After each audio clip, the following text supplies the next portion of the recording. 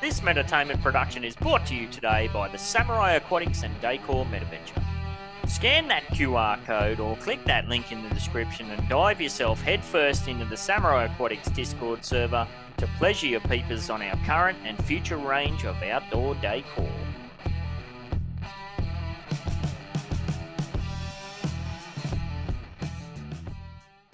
The Whine and Cheese show is a Metaverse and NFT discussion and interview series brought to you by Metaverse Ventures Entertainment and host BEN68 and Morecheese. Warning: the information and opinions within are solely the views of the individuals involved and contains content not suitable for anyone.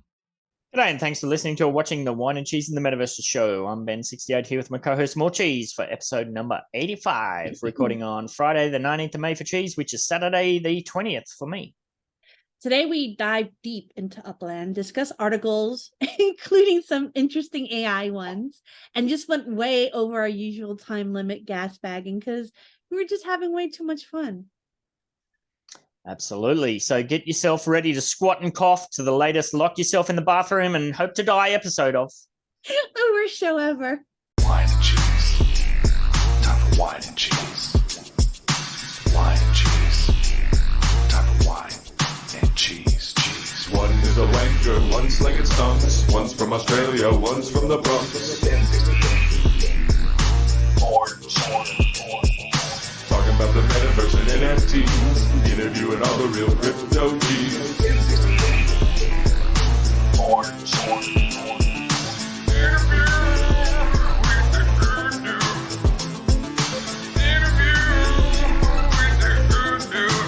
Go ahead, get your pinky up. Talk Whine and Cheese, motherfucker.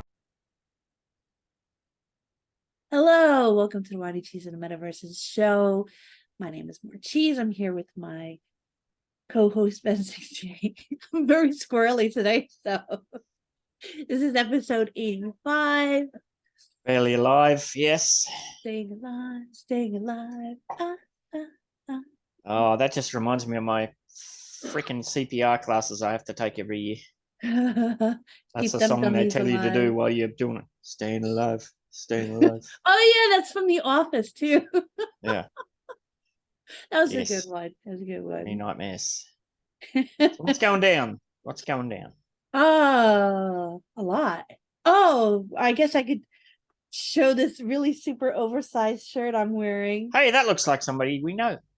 Who does it look like? Something to do with bucks and metaverses. Metaverses box. So I got some swag from him. He's got a new coffee partner, and he sent me some stuffy stuff. I got a sampler box. It's Nice. Smart Owl Coffee, organic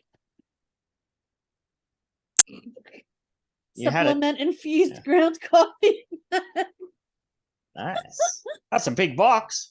Well, it's a sampler, so it smells delicious, and you have all these different ones, balance blends, which is a mood enhancer. You have immune blend, defense formula. Oh yeah, you can smell it through the bag. It's very delicious smelling. Recharge blend. Nice. And then two more. Yeah, this is big. Cognition. Yeah, it's good thing I have coffee next to me, or I would have went crazy. And then the decaf, could probably throw this one away. No, I'm just kidding. Feed that to the cats. And then it comes with this really cute little scooper, and it has a thingy to throw the baggies away. Oh, interesting. Yeah. Wow. So if Metaverse or Buck messages you randomly saying, let me know where you live because I want to send you some coffee, trust him. It's okay. I avoid those DMs like the plague. I know you do. I like, Yes. he said coffee, so I was like, you had me at coffee. Yes. Now, you mentioned before we kicked off that you did get yourself involved in the latest Uplands expansion of London and Birmingham. And I didn't even have to be there. So This Jack made this really awesome UFA Upland Female Alliance, and you know, us ladies there, we kind of throw ideas around. And she saw this really cute property that was, let me get to the chat room. It's 3 Audley Square, and it's University Women's Club, and it's really cute, and it went for 160,000, but the dividends were really great. So I was like, you know what, I'll buy it because I'm not going to go to London. I'll buy it off of you plus the fees and whatnot. And I did that, and then she purchased the one right next to it. So it's kind of like a nice little cute little like a little ladies club for us. Nice. And when you say it's cute, what do you mean? Is that you're looking at the street view, or? Well, the street view is very cute. Let me see if I can get it here. Because I don't think I've ever seen blue pixels and think, oh, that's cute. Oh, so then you don't have Upland in your blood, Ben. Come on. So this is cute though. Oh yeah, that's the street view. Yeah. Yeah, that's cool. Now the reason why she bought the one next to it, because in Upland they have it as 3 Audley Square. Yet if you look here, it's 2 Audley Square. Bizarre. Yeah, but in Upland it shows it as 3. But that's like, isn't there? There's probably 3 apartments in that one spot there, isn't there? There's an entrance on the left, there's an entrance on the right. So at the very least, it's 2. True that. Which, that points to the fact that, come on, we have every property that we buy in there, or every structure that we put up has a certain amount of, residential availability in it. Townhouses are 3, small townhouses are 1. Come on, we need some utility associated with that. Otherwise, it's just fucking pie in the sky. Yeah, we'll see. We'll see. Genesis week. I think if nothing like that comes out, there might be some riots. You'll see some of the blue squares cracked in the middle. Some fires on other blue squares. Yes, the last thing we need is more fighting fires. Yes, absolutely. You haven't seen Ben and I there? And D-Tech with fighter suits on. Hit the water hose. Yes. All right, so that was in London, you said, right? Yes. Did you get yourself involved in the Birmingham Upland, the Steel City tour?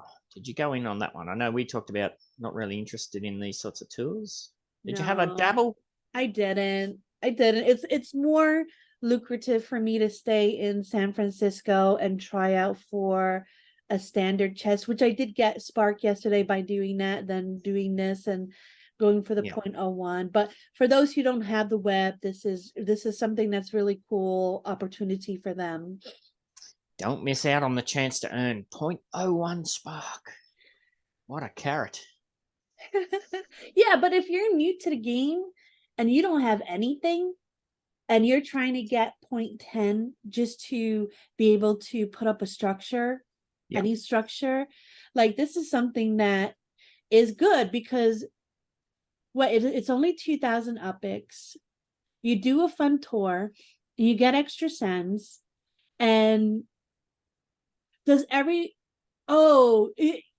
you complete the tour, everybody earns the 0.01 spark. So that's great. It's definitely, but we might poo-poo at the 0.01 spark, but it's as you said, it's 2,000 UPX. So if you do the math conversion with the USD and how much 0.01 spark is worth if you had to purchase it or whatever, it's definitely doable. Time wise, perhaps not, but it's just, what are you valuing? So no, that's cool. I did see that there was a few people diving in saying Birmingham's not actually steel related. There was people saying that it's a crossover between there's a Birmingham in Alabama or something, but Birmingham, that was like one of the original, isn't that one of the original, construction areas, the industrial age and all of that. I thought that all kicked off from that area. I don't know. I don't know. Yeah. I'm no good with history. I'm gonna admit that right now. Yeah, it just seems that there's people out there that if they can find any nugget to sink their teeth in and, you know, fud about, they will find it. Oh yeah. Oh yeah. They're like Miles there at the yeah, exactly. Yeah, magnifying glass, scrutinizing every single word that they get put out. Yes. Absolutely. So yeah, if you got involved in that, good on you. Yeah, I wish they'd go back to, you know, what was it, Block Explorer Awards or something like that, help boost the Block Explorer economy. You know, it seemed like it'd be very little output for them to, you know, help get a lot more people engaged. Right, other major news we had through the week was introducing Stock Car Pro Series. Now, you tagged me on Twitter and you're like, wow. And I was like, meh.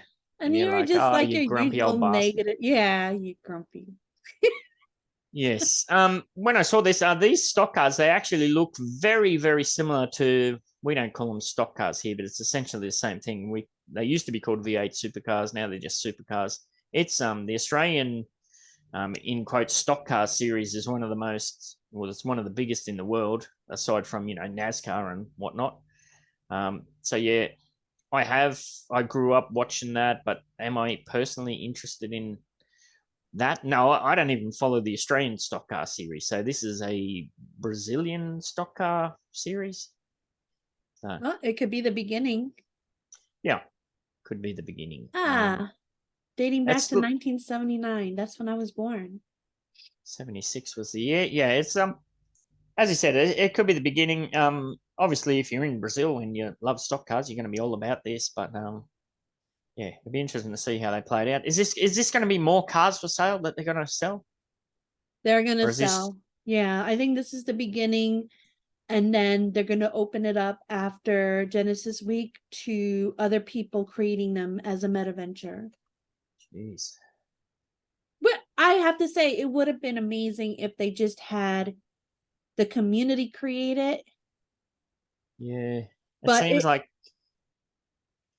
Sorry, finish it up. I was going to say, it did, I guess they wanted to kind of give an example of what they wanted going forward. Yeah, it just seems like in some ways that they put this information out there, the community works on it for a year or more, and then they come out and just undercut everything and undermine everything that the community's going to set up. Who knows? We'll have to wait and see. What will Stock Car Pro Series bring to Upland? Okay, so this is what we want to see. Whether you're a seasoned race fan and just love exploring new opportunities, Pro Series is sure to bring an exciting and engaging experience. The Stock Car Pro Series is set to introduce players to new race cars. Oh, okay, there you go. Wearable legits, driver suits, mementos, stock car driver block explorers, spotlight mementos, and Pro Series racetracks. And Pro Series racetracks that will hold official stock car virtual races. Wow. Interesting. That last sentence, that last bit right there is extremely interesting. Pro Series racetracks. So that means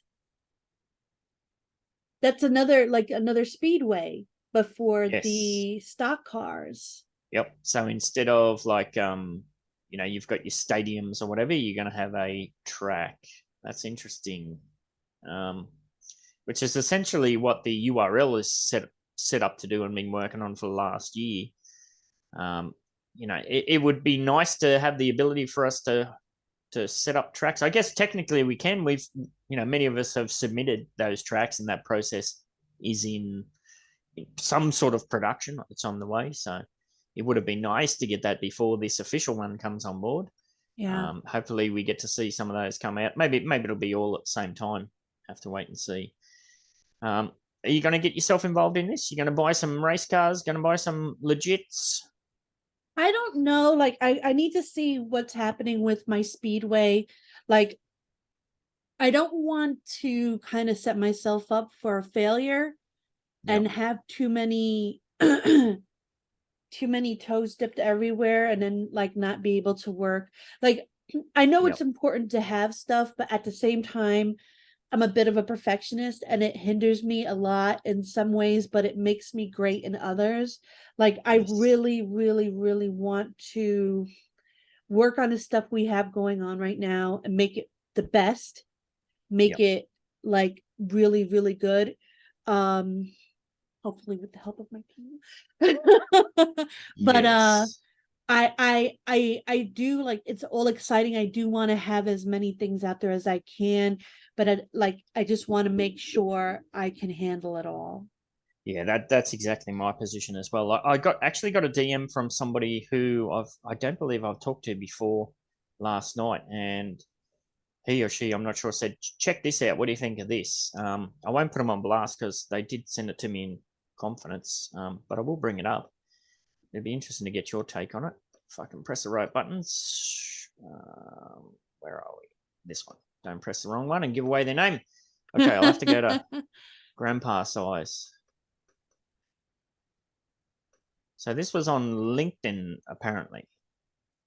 So this is from Lee Probt, and he's tagged Dirk in this. Here's a demo of the new Google 3D Map Tiles API in Unity. To make it more interesting, I added a spaceship cockpit, things I've discovered about using the Cesium and Google Map APIs. You need to watch your API quota, blah, blah, blah. I don't know. So overall, super fun. If you want to discuss building world scale AR experiences, get in touch. So this is somebody reaching out to Dirk directly.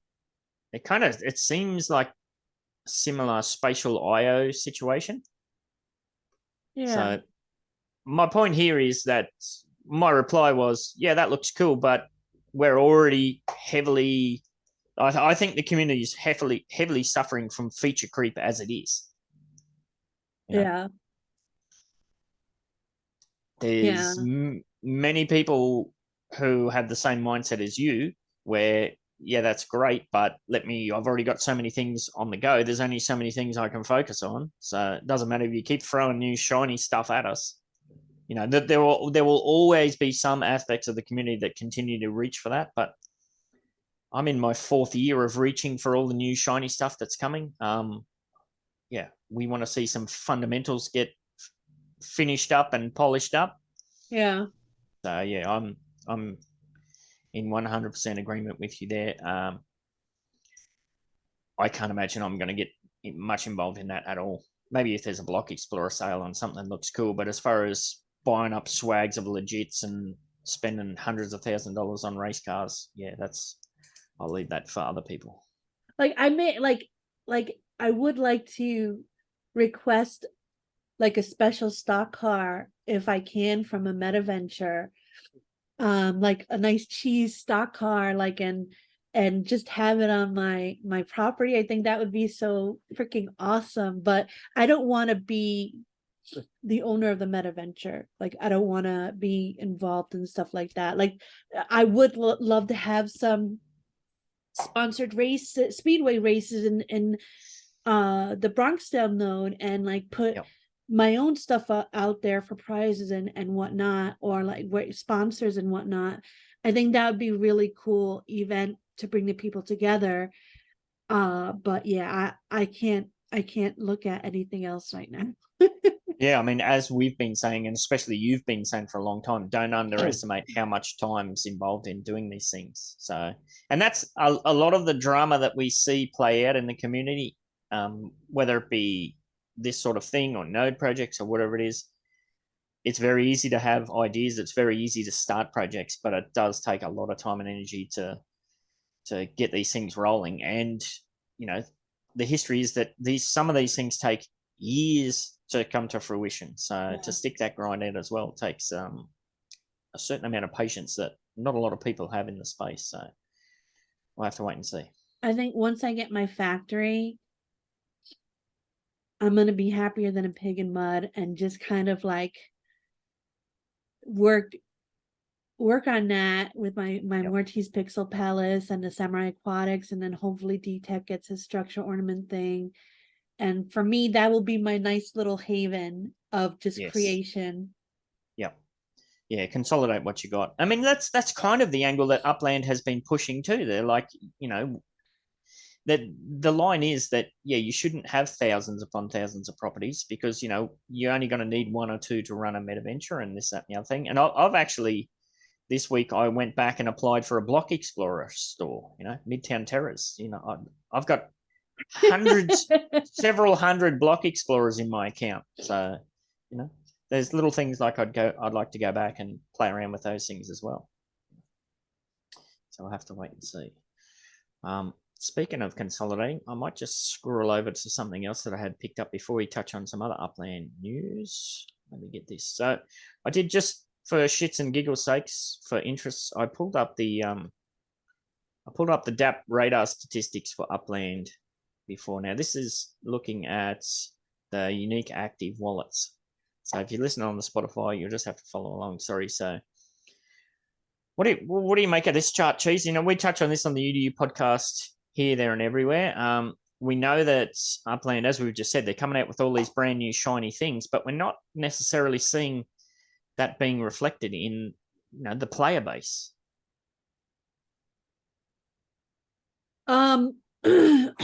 Upland has a crazy learning curve.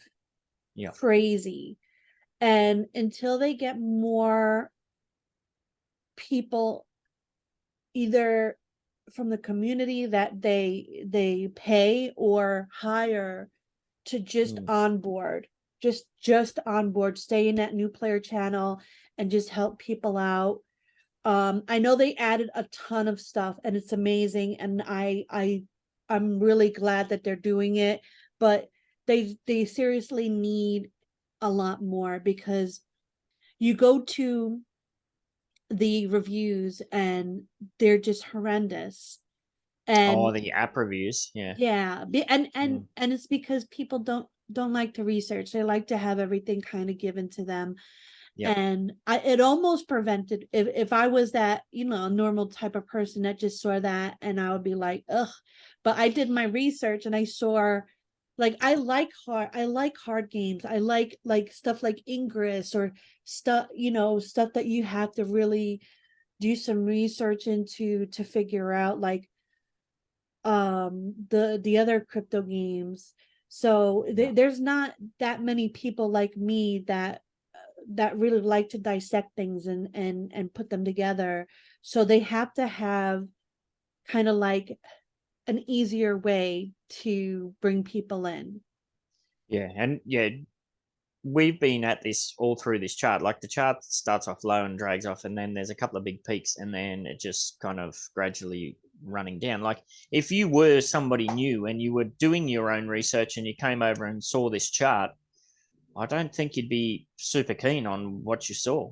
It depends. Like, some people, like, I'm very future oriented, right? Yep. So I could see the big picture down the road. Like you, I don't put anything in here that I'm gonna miss. It's all, if it goes down, it was a fun ride. I met some great people. I had great times. I made 2 shows, and it was fun. But I don't see it going down. I see it this as a kind of in limbo kind of thing. Yes. And then everything they've been putting out, every little bit of news, it's been crazy. The kind of news they've been putting out is the kind of news you expect to see at Genesis Week. Yeah. I think you're right. Like, this is definitely, if you did have that long-term mindset, if you believed in the tech and what it's setting out to do, you'd look at that chart and you think, well, this is the perfect time to start accumulating, or dollar cost averaging, sort of that kind of vibe. With all of these new features and all of these new things that are coming on board, it seems like that it's preaching to the choir, though. You're advertising, you're promoting, you're selling it to the existing player base. There's not, you got a big partnership that you've just done, but none of that's reflected in the stats.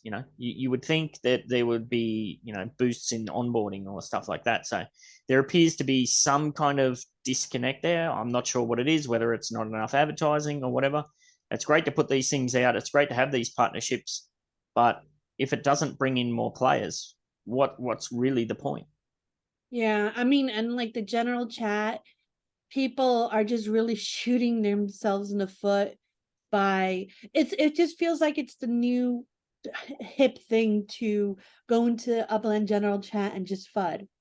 Yeah, You see a few people do it and then more people start doing it and it's all fun and games, but like you're destroying your own investment.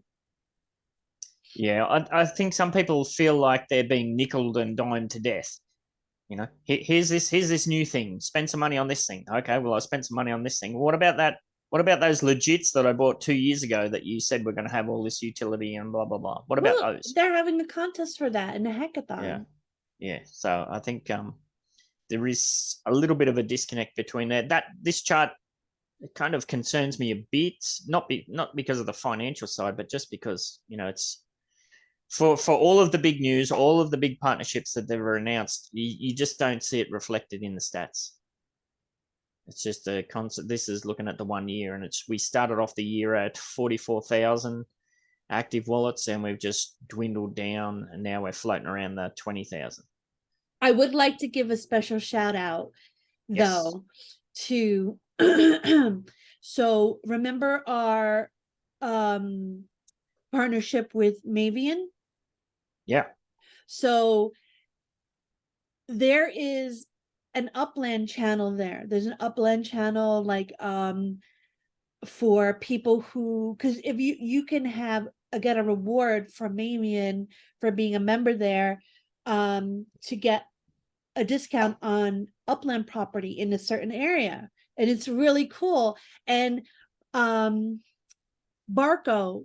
and Jack is there just kind of like helping people out a lot who have questions and onboarding and this and that. And I just want to give them a big shout out for that, because that's what we need. Like, here's an opportunity to get new people over from another platform. And then you have, and YK212 is there too. YK212 is there too. That's amazing. Thank you guys. Anyone who's interested in going there and just helping out people with questions, that's Do you think the Upland community do you think the Upland team leans on the community too much to do that kind of heavy lifting? Yes and no. I think the community wants to, but I think they need more guidance to do it. So I think the community can be relied on, but I think Upland should look to see who's doing it and give them more tools. Just say, hey, I see you're putting yourself out there. Here's some stuff to kind of like guide you, or thank you for doing this. Like here's a t-shirt or something, like just kind of like see it and appreciate it a little bit more, I guess. Yeah, reward the people that you can see putting in the time and effort. Yeah. Well, I used to do that, as I've talked about being a mobile game beta tester for ages, and one of the major game companies I used to beta test for, they used to send me stickers and shirts, and it doesn't really cost them much at the end of the day. Yes. So what's you've talked about consolidating. I know this last city release though, you went pretty heavily in London, and didn't you? No, I didn't. Blew your wallet? Oh, no, it's DTech. I'm thinking DTech did. Oh, yes, he did. Yeah. So I'm very much in the last probably 4 or 5 months, I've started to really strip back my portfolio, because it just really doesn't make sense to have thousands and thousands of properties at this point in time, unless we get some other news that changes that. So I've been on a pretty hardcore mission to start peeling things back a bit, and I can just show you what that looks like on my chart. So at one stage, I think I was 6,700 maybe. Wow. 6,000, just under 6,000, 6,672 properties. So when was that? That was October last year. So since then I've just been selling. Wow. I'm down now to 4,000. So wow, that's crazy, Ben. my goal is to get under 2,000. Wow. Wow. So if I get around that 2,000 mark, that will be all of the node properties. That'll strip me back to node properties, collection properties, and the collection properties relates to having a minimum of 3 in each of the major cities. So I think moving forward for any new city release, I'm only really going to be focused on getting those 3 properties. I'll probably do what I did in the London release, which was, have my 300K budget, just gobble up 3 properties. And That's a good amount of money to go into a place. Yeah. Yeah. The days of going in and gobbling up, hundreds upon hundreds of properties. Yeah. Unless we see some news kick in about there's any real benefit to that, I'll leave that for new players, other people to get involved with. So I have 1,451 properties. Yep. So you're going to get down to close to where I am? Pretty much, yeah. I don't know that I could get that low because, even just Midtown Terraces, I have 370 properties there. And then Lone Mountain, there's another 100. And then, with all of the UDU node properties, there's probably 1,000-ish around that. And then you got collection properties on top of that. That's another couple of 100. So, yeah, I think and then, of course, there's some properties. I've got a swag of properties that we use for burners for all my UCC contracts. Like, I'm never going to sell those. Like, why would you sell a property that's been purchased for 2.5 million UPEX? You're not going to flip that on the floor for $3. So, yeah. So it'll be interesting to see. But yeah, definitely peeling things way back. Like, even trying to do a property search. We still don't have property search functionality on mobile if I want to do a property swap. I mean, it's 4 years and we don't have some of those basics. It makes owning a significant number of properties. It just becomes a giant logistical pain in the butt. Yeah, I remember when you and I used to do the switches, and I'm like, let's rock, scissors, paper. Yeah, I'm like, no way, it's all you. Yeah. Yes. Yeah, especially on mobile, it's just nigh on impossible. And even with one of the things that bugs me with collections, like if you go into a new city release and you say you bought 15 properties or whatever it was, 20 properties, when you do the collection, you would think it would automatically rank via the mint price or the size. So you could easily put those in the collection to get the 3 best ones. But there's no way to filter that at the moment. You have to go in, see which one's the biggest one, go back and forward. So that's a pain too. But if I only buy 3 properties, well, it's pretty easy to see which ones go in that collection. Wow. This is interesting. Yeah. That's interesting. Yeah. So that's at least for the foreseeable future. I'm not married to many of my properties. I try and keep it loose and flexible. And like through the whole history of the UD, we just go with the information we have. If we get some new information at Genesis, maybe it all changes, and who knows, I might be building like a fiend and trying to gobble up more properties. You just don't know. So I'm very polyamorous with my property. Yeah. I love them all. I love them all. I need to get out of that. And start making some fire. Yeah. But like, I don't know. I've reached out to a few people. Like there's been situations like the Las Vegas release where I bought up a couple of 100 properties there in one particular area. And then, a month, 2 months later, find out that that's a node project and people get in contact. I'm like, well, I just bought them so I can flip them. Oh, shoot. What's happened? He didn't take the shirts. I'm sorry. All right. Do what you got to do. Come back. Unless he's going to make all new shirts. Oh, double it up. Yes. Yeah, so I've recently been in touch with a bunch of those node projects to try and work out a deal.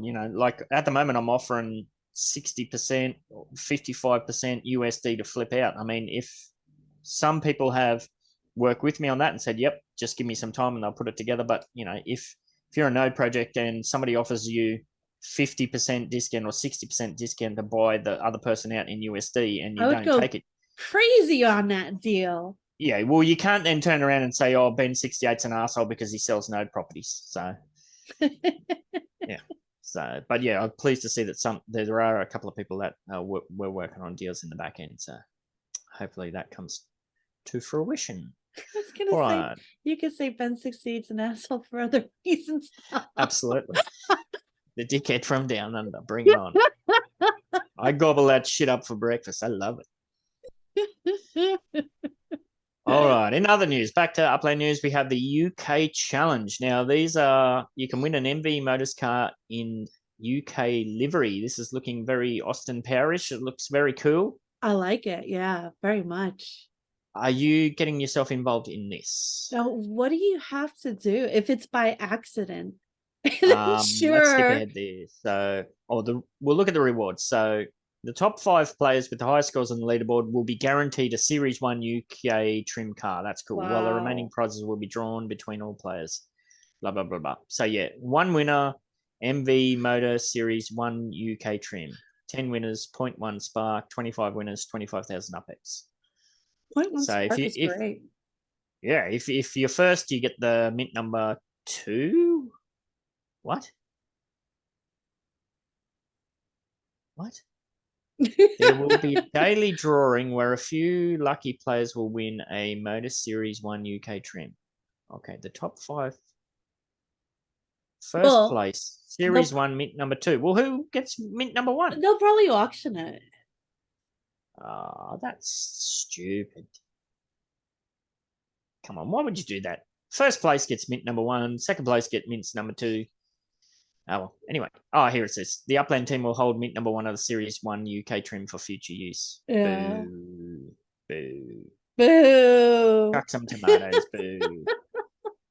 So what do you have to do to win it? How to win points. Starting now, basically, you got to do a whole bunch of stuff. So if you send to another property within London and Birmingham, that gets you 1 point.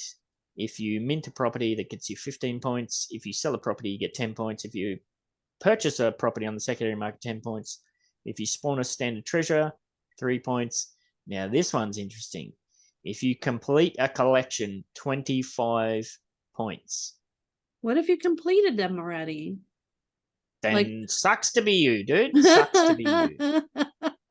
Well, I mean, everybody, I wish you good luck. I'm not going to London for this, but the prizes are really cool. Yeah, I wonder, you know how there's that new feature now where if you have a collection, right? You got your Londoner collection, your 3 properties. If you realize, oh shit, that one of those is not my third biggest one. So when you unclick that, it says, okay, now you have to accept the earnings. So it was part of the way they stopped that whole multi-accounters thing.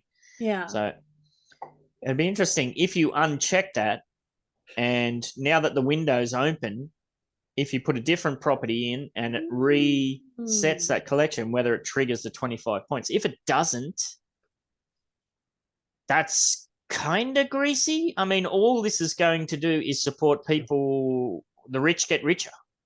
Yeah. So, yeah, but who said it? It might have been Barco. Yeah. I'll give you proper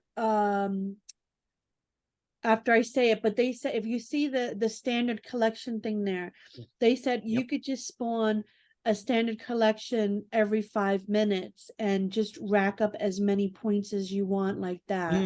That's a good point too. Yeah.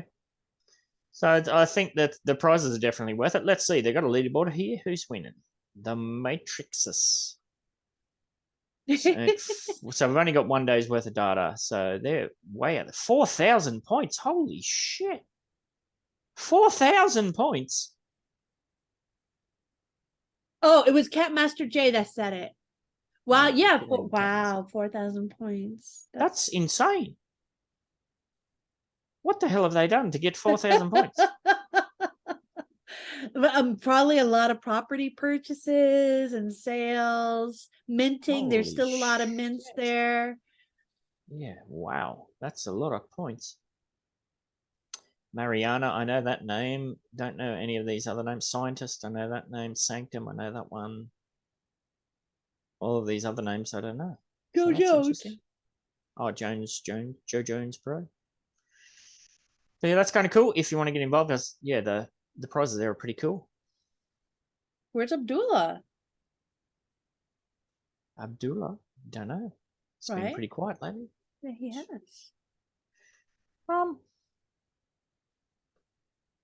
Cafes cheese. Cheese from cafes? Are you offering me cafe cheese? Oh, cafes, comma cheese. Cheesy cafes. Cheesy cafes. What was your reaction when this popped up? You know, this has been talked about for years. Yeah. And has been prepared for by several people. What was your vibe when you first saw the headline?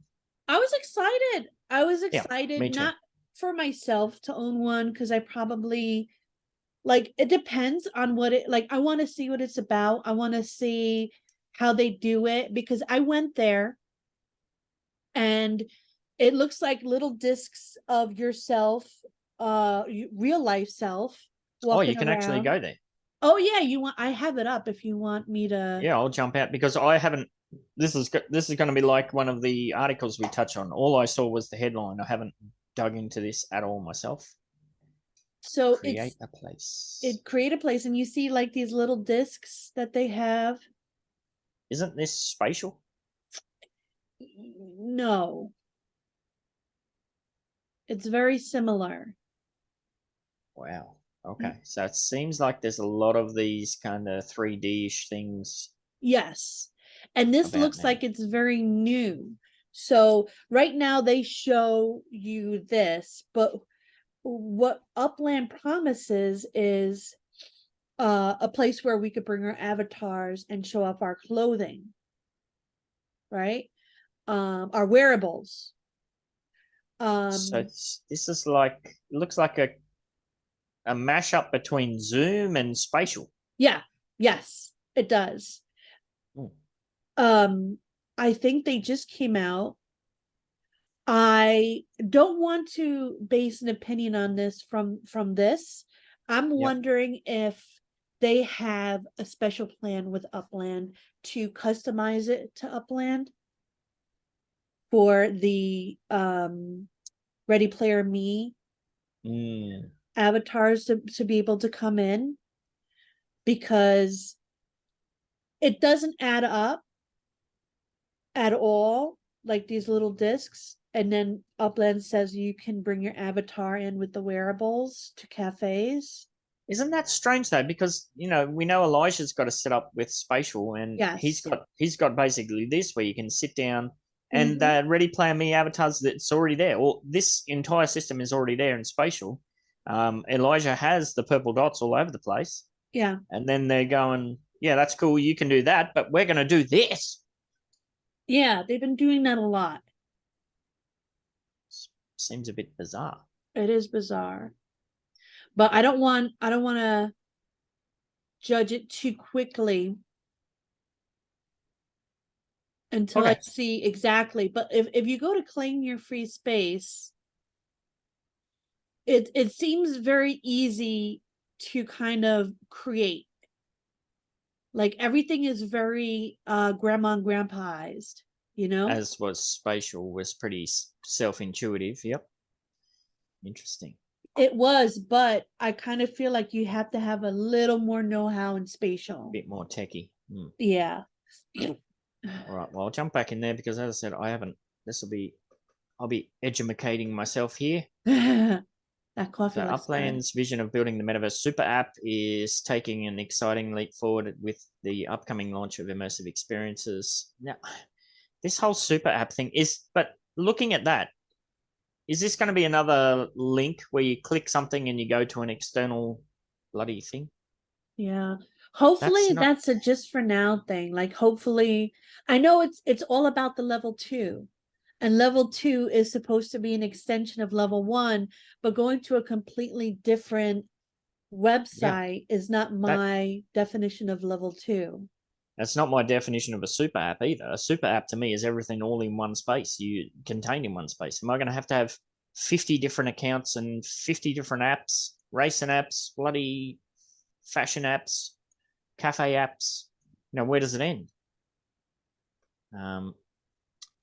Upland has partnered with Nowhere. What an interesting name, to launch the first immersive 3D experiences called Cafes. This exclusive meta-venture feature will mark the start of a new social engagement layer in the largest Web3 metaverse. Yep. Okay. Integrating immersive 3D indoor spaces offers endless possibilities for the community. Picture yourself in Upland exploring a museum or art gallery dedicated to your legits.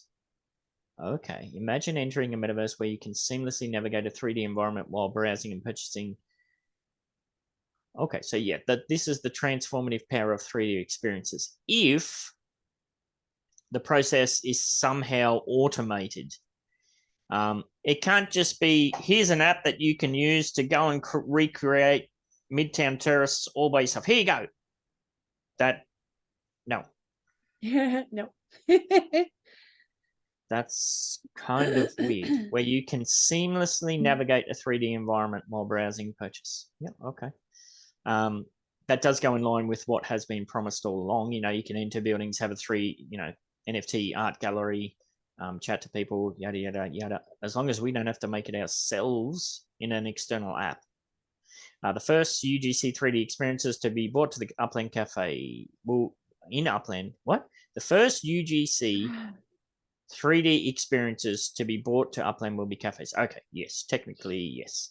We did have UGC 2D experiences, which I've talked about ad nauseum with the 2020 Halloween thing. We could enter a building, we could watch a video back in the day that nobody seems to remember, including Upland. But yes, that was not 3D. Okay, fair enough.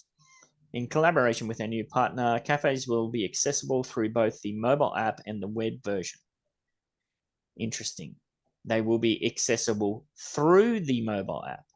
That does sound very much like click a button and we will take you somewhere else. These new spaces will feature your 3D avatar along with your favorite. See right there. Wearables, spatial audio, and options for owners to stream live content and created offline content. Yep. So spatial audio, I don't care for. That means if I'm near you, I'm going to hear you. The more I walk away from you, the lower you're going to get. Interesting. Each cafe will come complete with gorgeous skyboxes portraying dynamic visuals of the upland surrounding. Okay, so it does seem like they're going to make that for you. Skyboxes, though. Interesting. The rise of virtual worlds and the metaverse is changing the way, yada, yada, yada, yada, yada. We're super excited about our partnership and can't wait for all of you Uplanders to experience cafes in Upland. So seeing what we saw and reading what we read, I feel like Nowhere is going to customize some sort of something for Upland. Yeah, that will be cool. Yeah. So I imagine that they're using the word metaventure. So you're going to have to apply for a cafe, which means you're going to have a structure.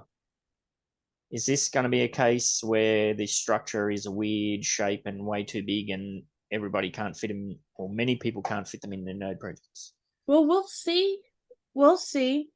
Because if it's if it's being custom, they might have different ones we could choose from for those who are looking to make them. Hopefully. Upland, yes, hopefully.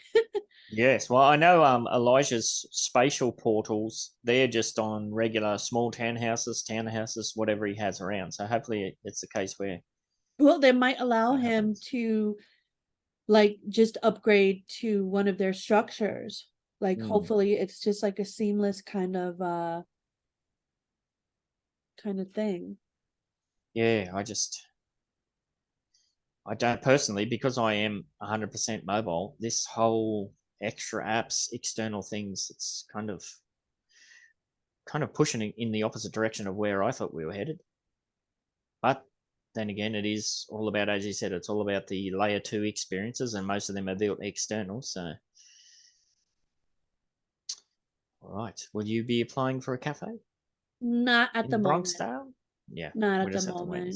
Yeah, I think the only way I would really apply is if we can like, I think you could stream from there, Yeah, you know, and if that's what he they can, said. yeah, so like down the road, I'll let everybody who is excited about it get in there, get their little toes in there, and then I'll see how they're doing, and then maybe I'll put my name in for something where I can, you know, do a little streaming from. But I know there's been a lot of people really waiting and excited for it, and I can't wait to see what they do with them. Mm. So watch and see how it progresses. Maybe get involved as a, you know, an audience participant, maybe as a guest or something like that. I have And a then, question oh for yeah, Upland. So, I know a lot of people, Dr. Tid, have been waiting to build on top of train station terminal plots, right? mm, Do you think that this would be something that they can do? Because he has this really awesome spatial built out already. And with this new place, it seems like you can really customize it to your liking. That would be something cool if he can make, if he can finally do that on his structures. well, I won't speak on his behalf, but I could just speak to the vibe. If I was somebody like that who saw that Upland has officially promoted Elijah with his spatial meta venture that's tied to that. So in my head, I'd be thinking, this is something I want to do. This is something I want to build. Clearly, Upland supporting spatial. So I'm going to go all in on spatial. And I spend hundreds of my hours setting up a beautiful spatial arena. And lo and behold, cafes, it's on a completely different platform. I'll be pulling my freaking hair out personally. You might be able to bring it over. Like, we don't know yet.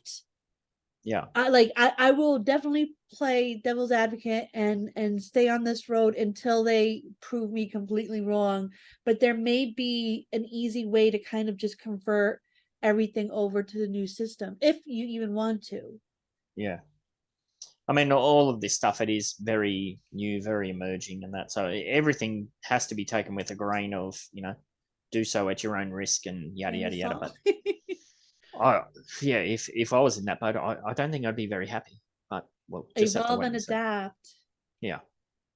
And I guess there's no real reason they can't do both potentially. Yeah. So we'll I mean, have to wait and see. Elijah put a way to get into the nowhere from his spatial. So I That's know clever. exactly. So like he's a good example of evolve and adapt. Like that's what you got to do. But you start spreading yourself very thin. Well, I mean, If that's his thing. That's his real Node LA. That's his big project. So like, yeah.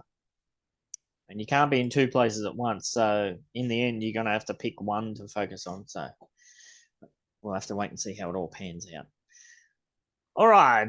Now, we were talking about this before we kicked off too, that Genesis week for you is only, what, 20 days away? Less than 3 weeks away. yeah. Something like that. And we did get a new post came through yesterday or overnight my time. Genesis week 2023 in-person rewards. What do you get? What's all the cool shizzle you get? Well, I was early bird. As soon as they announced it, I bought my Genesis ticket. So I get the first 50 block explorers. Then you get one just for being at Genesis week this year. Then you get one if you were there last year and this year. So I'm getting Ooh. myself 3. Nice. And wearables, properties, and much more. Well, those are prizes you could win. It says exclusive rewards as we unveil. Yeah, but that's not all. In additional to enticing rewards, attendees, blah, blah, blah, blah. Live city opening. Oh, has there been any vibe or speculation as to what that's going to be? Well, at first, people were speculating Seattle because of the band. Yes. We don't know who the band is, but like the colors, the grunge, the shirt. So a lot of people were speculating the Seattle. And then a lot of people were saying maybe Philadelphia or Boston or Pennsylvania. Yep. I thought I was on share screen. I wasn't. Yes. Yep. But Pennsylvania. yeah, I kind of Why? hope. I have no idea. Pennsylvania, to me personally, is a nothing burger. So I kind of hope they do it because I'm not going to have any epics saved. I hope it's really bad. But it well, might you'll also. get a I get free it property free. just by being there. Yeah. Yeah. Right. And Sully got an extra free property as one of the prizes last year. Oh, cool. That was cool. Yes, if you can't attend the in-person event, that's me. Don't worry, you'll still have the opportunity to win other rewards through challenges and giveaways held during Genesis Week.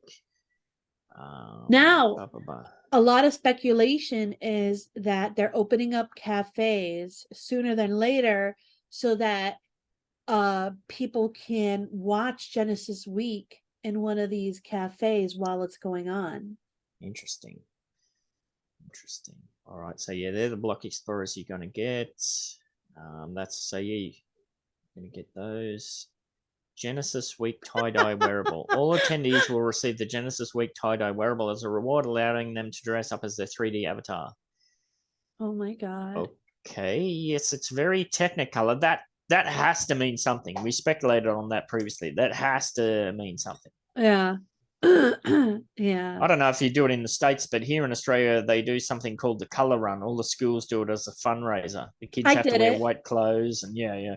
They come home looking like this. So I wonder if it's something like that.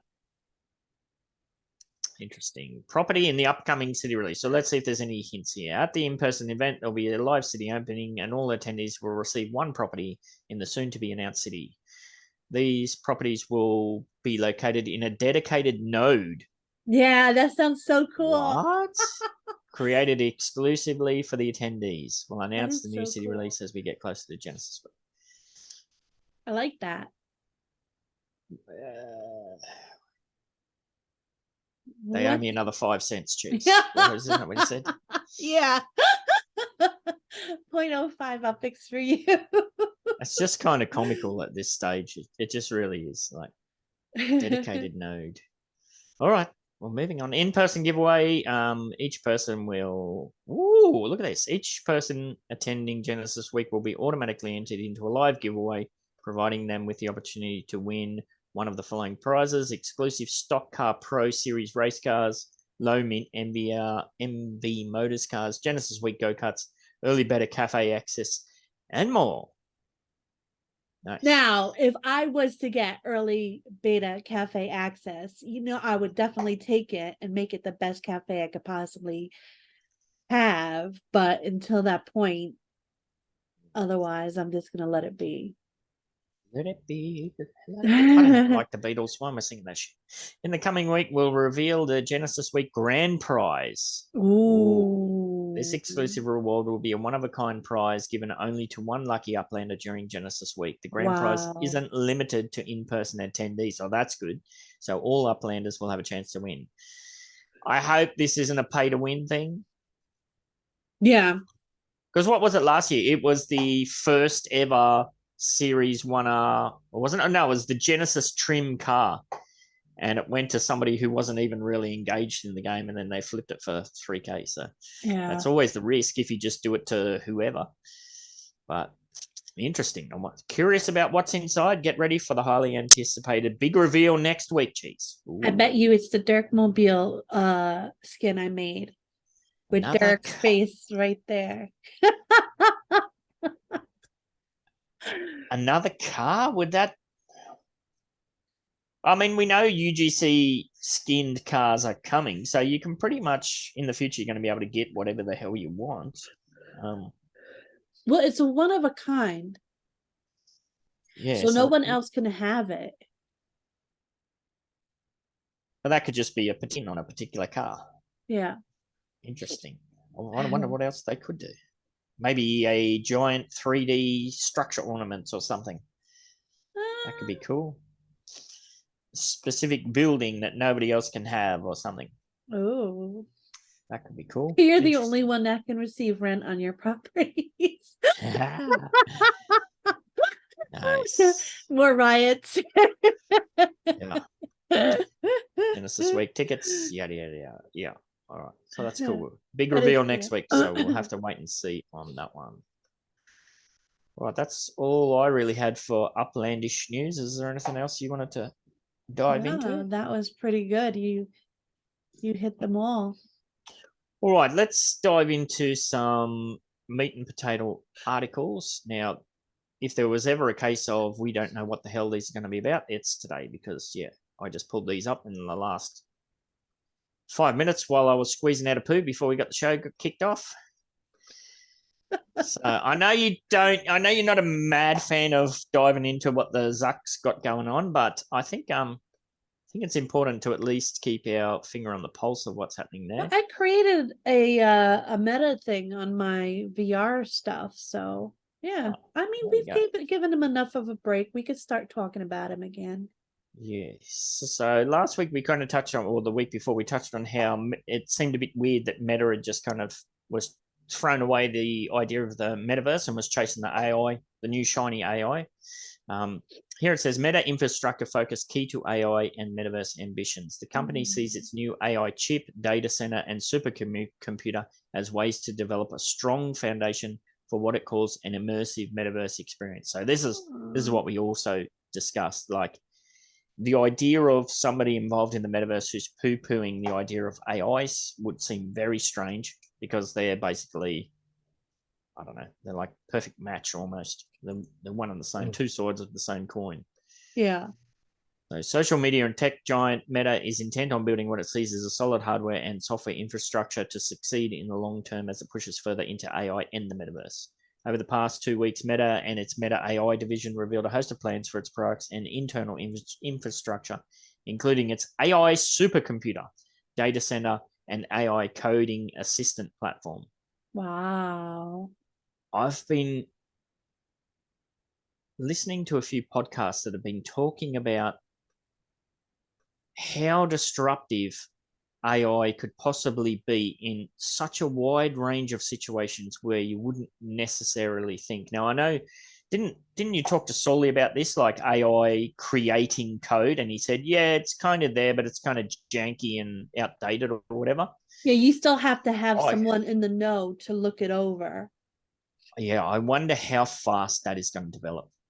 It's probably going to develop extremely fast, and those who are coding or software engineers will more than likely become AI coding engineers, where they have to create customized AI platforms for businesses or their own business.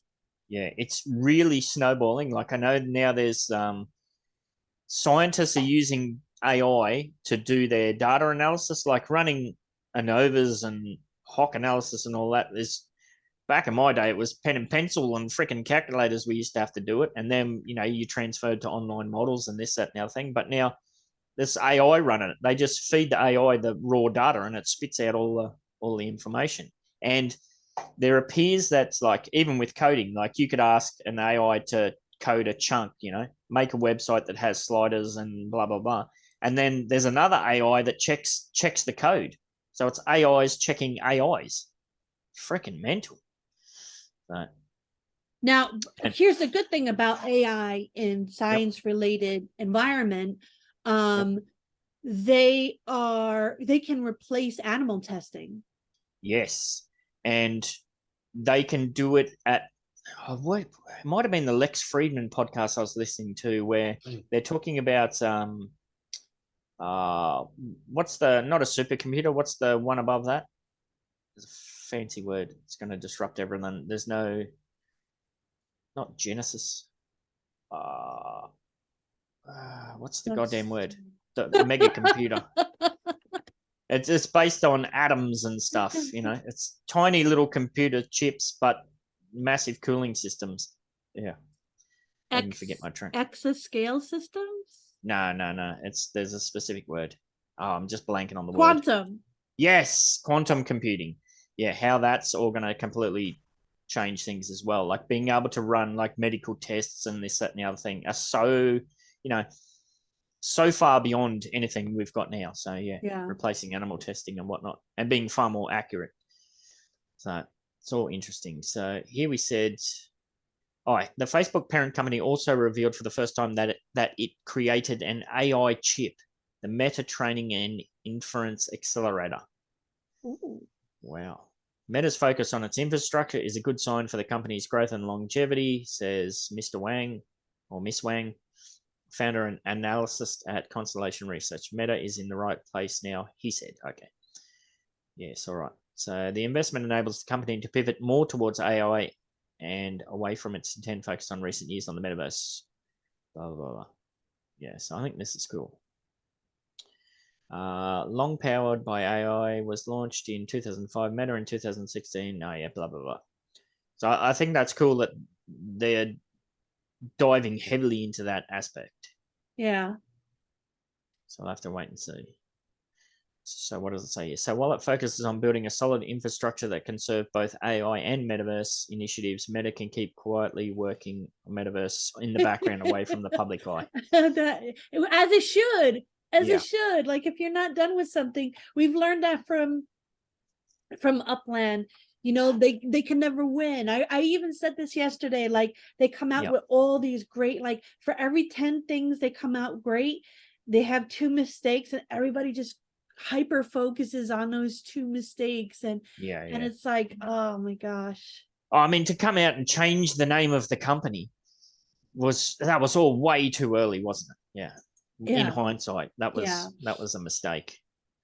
So Media is Meta's in-house custom accelerator chip. The chip will help the tech giant deliver better performance and efficiency for each workload with the help of GPUs. Yeah, that's very interesting to see how that goes. I don't know if you want to dive into that more yourself. Links in the description. Yeah, it's a very interesting article. Good find. Yes, all right. Next one. Understanding how immersive mixed reality will power the metaverse. Now, again, this is something we've touched on for a long time.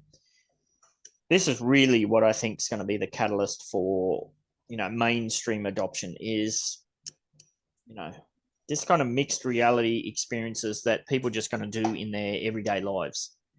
Now, it's just an upgrade of, all of the online shopping and whatever else that we currently do. So yeah.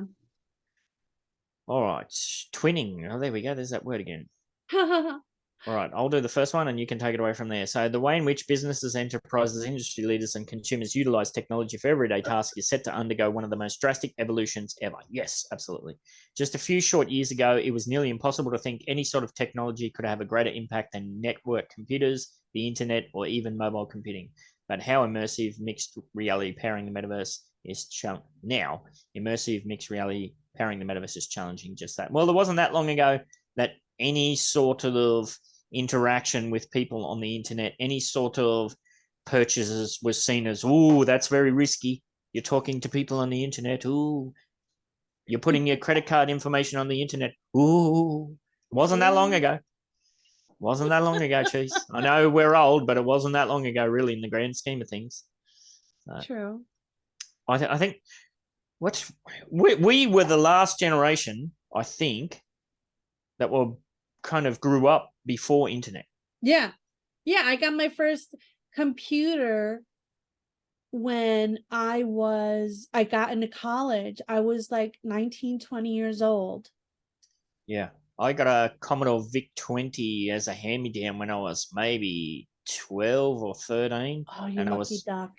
I was coding games. Like we got given this book of games. The book was like this thick, and I sat there for weeks, copying, pasting this code out, typing it all out individually to run this freaking little game. So I wish I had stuck to the coding from way back then. It would have a different experience now, but yeah. But then we probably wouldn't have met, and you probably wouldn't be here, maybe, and you wouldn't be with your kid. Like it's all a butterfly effect. The butterfly effect. The butterfly effect. Movie. It was wasn't it? Movie. Yes. Yeah. But my kids, the generation, my children, they grew up on the internet from when they were babies. So yeah. It's very interesting. All right, you take away this next bit, please. How companies. How companies will leverage digital twins. Today's IT leaders are building the metaverse, knowledge workers, and things being represented by digital twins, a virtual world where people, consumers, workers all gather to communicate, collaborate, and share through a virtual presence on any device. This means companies will build immersive virtual spaces, aka metaverses, and it will allow employees to virtually collaborate using their digital twin through chats, emails, video calls, and even face-to-face meetings. Well-known companies like Microsoft, Accenture, and Facebook, which itself is now called Meta, are all paving the way toward this new reality of business. But there are companies working behind the scenes building immersive reality modeling and simulation technologies that will ultimately power this new metaverse. Yeah. So we're seeing this in all aspects, like I think we touched on last week, education. Even when I have to do professional development sessions, it's all on Zoom or some other bloody, what's the other one, DuckGo or whatever that one is. There's heaps of them out there now where I'm not having to get in the car and drive 40 minutes, try and find a park at some god-forsaken place in the middle of peak hour, and then find where the bloody event is, go in there, sign in. No, I'm just doing it from work in the office. So, yeah, that's a huge transformation for the better. I want to ask a question, like, all right, so when the whole COVID thing came and everybody had to work from home on computers, how the smeg did they afford all that? Because, like, I know my dad made a lot of money, but we never really saw it because he wasn't really awesome at times. And like from my computer, I had to save up 2 years working and going to school at the same time just to get it. I would be freaking lucky if I had, like, if this stuff was when I was young, I kind of feel like I'd have to go to a cafe or something in order to be able to do this in school and everything. Like, how the heck, like, are there programs out there, or I don't know, maybe it's a different discussion for another time.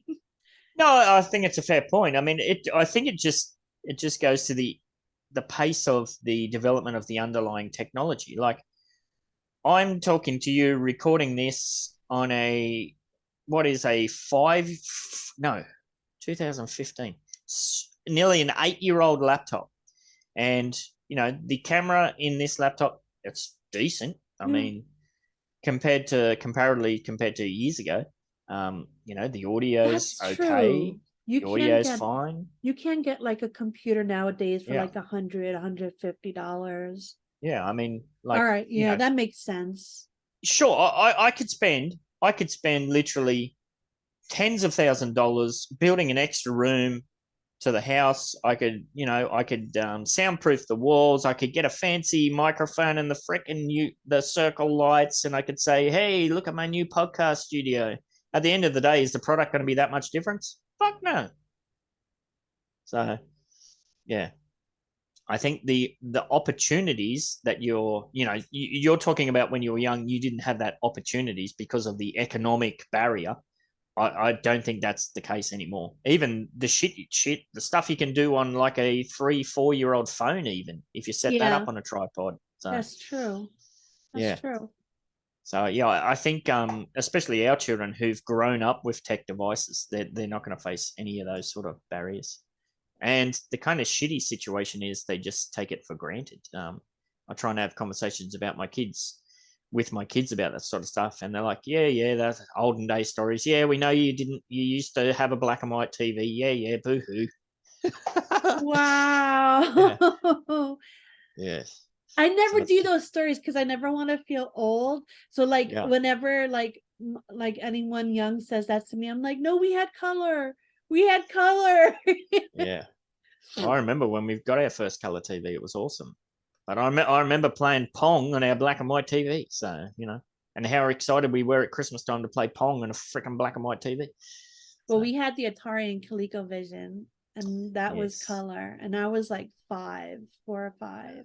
Yeah, well, it was an economic barrier. There was no way I was going to get an Atari back in the day. So, yeah. Well, no, it's not even an economic barrier. It's more so like like my mom was there at the time and she gave us whatever we wanted, and then things shifted when she wasn't there anymore. Sort of thing. Yes. So there's always other things, situations other than economic wise. Like there's some kids out there that they can have well-to-do parents, but then they just don't like give them what they need. Yes, or desire, absolutely. All right, so what can companies do with the metaverse? Microsoft in particular believes individuals will engage with one another in an immersive experience once they can coexist in a virtual setting where they exist as avatars, perhaps even one day as holograms. The company expects people to access virtual settings from its Mesh for Teams application through mixed reality headsets like HoloLens, as well as everyday smartphones and laptops. Wow, HoloLens. I mean, we're already kind of doing that. I mean, you and I could sit here with Zoom filters on, and you could be a freaking unicorn, and I could be a goddamn rabbit or whatever. There was a show where you come in as an avatar and you're backstage, and like whatever you're doing backstage, the avatar is doing on the stage. Yeah, Kira watches that, the dance show. Yes. Oh God, it looks so cool. And Dance Monsters or something. And like maybe that's what they mean. Like you're in your house moving around, but they see you as like whatever avatar you have. Yeah. Have you seen that other one? I think it's a British show where people get dressed up in these crazy ass like horror costumes and all these weird costumes, and it's like a blind date thing. That's funny too. Oh my God, I would love that. I would love that. It might not be on your Netflix. Yeah, I think I've seen ads for it on Netflix. It looks pretty funny. It was like a horror blind date. Well, some of them weren't horrors. Like one of them's a rabbit, but the other one's dressed up like a zombie with half their head cut off and all sorts of stuff. Yeah. I would so go for the zombie with the head cut off. Yes. So That's modeling is at the center of powering the metaverse.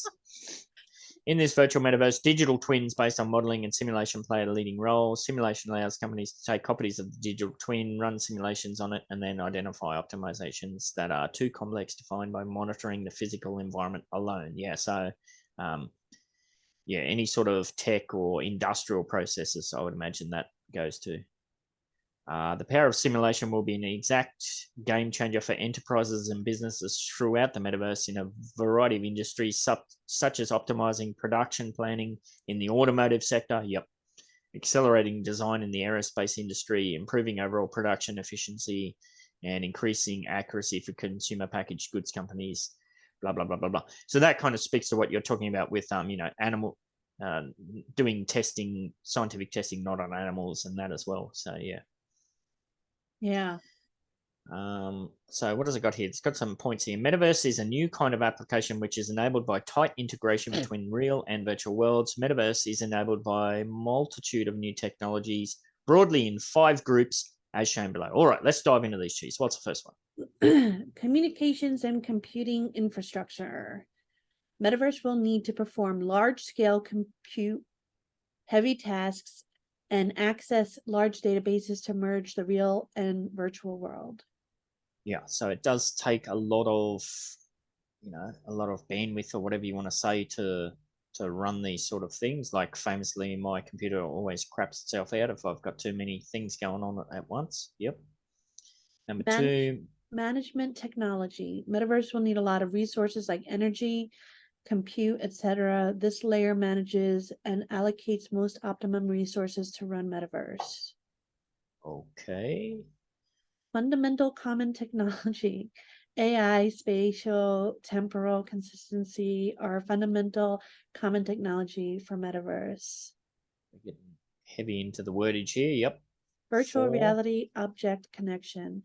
Metaverse will create one-of-one connection between real and virtual. I feel like they're just saying the same fucking thing over and over again. Yeah, with just fancier words layered on. Fucking fluffing, Ben. Yeah, virtual reality space convergence. Yeah, look at that for a mouthful. What do you do for a living? I'm a virtual reality space converger. Yes. Metaverse will fundamentally need a new medium to interact: AR, VR, MR, BCR, blah, blah, blah. VCR. I thought you said VCR. I probably did. I miss VCRs. Oh my God, that sounded old. Like an old person said that. I don't miss I miss VCRs. VCRs. I miss horse and buggies. Oh my god. Yes. All right. We're not going to touch on that too much, but yeah. Let's see. What else have we got here? Need to get a wriggle on. Metaverse. This goes back to the early point we're talking about how it's going to be disruptive. Metaverse in healthcare market is expected to reach 79.6 billion. Now, I only looked at the headline of this, and the reason I bring this up is through the week, one of my kids, just before bed, had a kind of medical situation. Nothing serious, but, it was 9 p.m. on a Sunday. So what are you going to do? 9 p.m. on Sunday. We don't have, there's not many 24-hour emergency GPs, general practitioners, your regular doctor here. You'd have to go to the emergency department at the hospital and probably sit in the waiting room for 5 hours. Or now what has become a huge thing over here in Australia is like telehealth, online things. So the first iteration of that was you could use an app to book an after-hours doctor. Okay, so you go through the app, bing, bada, bing, boom, you book a doctor. 1 hour to 5 hours later, the doctor comes, could be 2 a.m., 3 a.m., whatever it is. The doctor comes, knock, knock, knock, knock, knock. They come Your in house. to the house, Wow. do the consultation.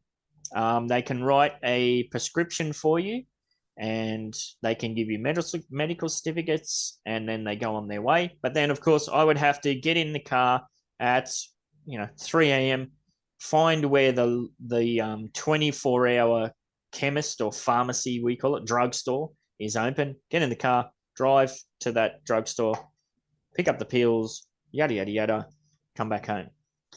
The next iteration of that is that you do telehealth bookings. So now, instead of the doctor having to come physically here, the doctor just calls you and you run through the same situation. You speak to the doctor, what are the symptoms, what's happening.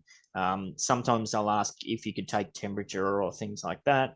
And then it's the same kind of system. What has recently changed now is also there is an online prescription element. So if there is some kind of medical situation that's kind of, if you're having a hives outbreak or something like that, you need medication to treat that. Yeah. Do I need to go to the hospital for that? No, that's a waste of resources. Do I need to get a doctor to get in their car at 2 a.m. to come and do that? No, that's a waste of time, energy, resources. So now there's a way that you can do it all and you get the prescription, but you still need to go to the pharmacy. So we're getting to that point now. I wonder what the next iteration of that's going to be. It's going to be like Uber Eats, but for pills. Maybe. Or is it going to be drone technology or something like that? So, yeah, and that's it probably in the last, since we've been in this house, so probably in the last 5-6 years, we've seen that progress. So I bought this heading up because that's what I had in mind, but I just don't know where this is going. And another reason I bring that up is I wonder how Metaverse is going to change that as well. Like, again, there is still it's a bit clunky to go through that process and you're dealing with apps. I wonder if there is. You put your Google glasses on and, you're in a virtual queue or something like that. And yeah, you're speaking to the doctor, but it's a bit more immersive. It's not just you're talking to old mate who's probably freaking God knows where, in India or somewhere, reading through a checklist. I don't know, but yeah. So we wait and see. Do you have any kind of system like that in the States? I know our healthcare systems are vastly different. It depends on where you go. Each place has their own set of rules that they can do. I know my primary doctor, she moved from one place to another one quite recently. And before we weren't able to do calls, but now if anything is wrong or we do a blood test and we need to see the results, now we could just do a call. And I think that's one of the benefits that came out of COVID was that system had to be implemented, and they've kind of thought, well, this is actually a pretty good system. It saves a whole bunch of time and money. So yeah. Well, what would you do if you had some kind of hives outbreak at 1 a.m. on a Sunday? I'd probably lock myself in the bathroom and just let it kill me. Okay. Well, what if it was something that you had to you had to sort out, what would you do? I'd probably Sully would probably call 911 and they would send an ambulance for me. Yeah, that's crazy. Yeah. Is your do you have? I know you don't have like a national healthcare system. Would you have to pay for that ambulance trip, or do Oh you have yeah. insurance? No, the ambulance you always have to pay for. Really? Yeah. And it's usually anywhere from 250 to 500, I feel Jeez. like. Wow. So yeah, Yeah. it'd have to be a pretty serious situation for you to take that step. So that it does feel like there's definitely a lot of room in there for something in between those extremes. Laying in the bathtub and dying, or paying $500 to get taken to the hospital for something that's not really a medical emergency. Yeah. So yeah, as I said, I don't know what this is about. I wonder if it is what it's about. So let's see. Now, this is a very lengthy article. I'm not going to get in it. The concept of the metaverse, of virtual reality, blah, blah, blah. The metaverse has the potential to revolutionize healthcare delivery by offering immersive and personalized experience for patients, providers, and researchers. In the metaverse, healthcare professionals can conduct virtual consultations, perform medical procedures in a simulated environment, and collaborate with colleagues from around the world. Yep. Wow. Patients can access virtual healthcare services, receive education and support, and even participate in virtual clinical trials. Additionally, the metaverse can facilitate medical training and education, allowing students and professionals to engage in realistic simulations and experiential learning. Yeah, so it's kind of that with all of that extra stuff on top. While there are still challenges. I'm laughing at your hives question, because like just before this call, I actually fell and hurt my foot real bad, and I had to crawl to my desk to get Jesus. to me. And then I'm like looking at my foot, and I'm like, just move your toe. If you can move your toe, then you're fine. Then like after a few minutes, I was able to like kind of like move my toe. So I'm like, I'm good. You're not going to go on a murderous revenge rampage now, are you? No, that's like the Kill Bill plot line. No, well, he shot her. Yeah, and just move your toe. Just took move her your baby. toe. Oh yeah, when she woke up from the coma. In the pussy wagon, yes. Oh my god. Yes. Well, you didn't tell me that. Oh, are you okay? I'm okay. Jesus. Strong like bull, Ben. Nice. Medicare, I was going to say. Metaverse in the healthcare market, in terms of revenue, was estimated to be worth about $9.5 billion in 2023 and is poised to reach $79.6 billion by 2028. The factors driving market growth include increased demand for telehealth services. Yep, that's what I was referring to. And a shift towards patient-centric healthcare delivery. However, the lack of data security and concerns regarding data theft and healthcare fraud and authenticity and reliability issues are challenging the market growth during the forecast period. That's all going to sort itself out. I mean, we do heaps of stuff online, you know, buying and selling stuff that has a lot of your personal information. Can that all be improved? Yeah, absolutely. But I mean, what are they worried about there? Are they worried about somebody? Sorry, go ahead. Oh, like somebody could call and pretend that they're you and get all of your information. Hello, my name's Joe Biden. I'm suffering from acute genital herpes. I need some medication. Yes. Well, maybe not the president of the United States. I don't think you're that good to get away with that kind of fraud. Yeah. Jesus Christ.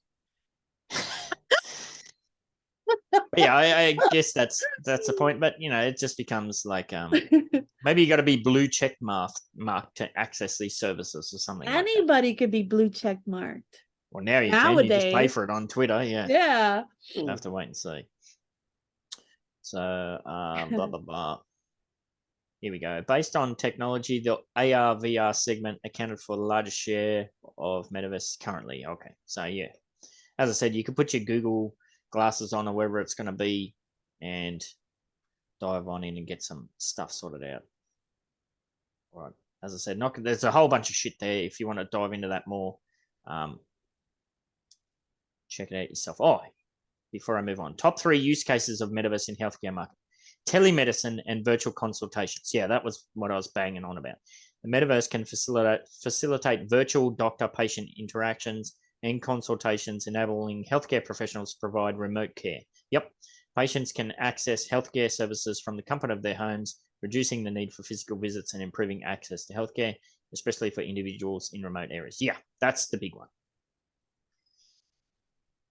What are you doing? I'm bored. Next one.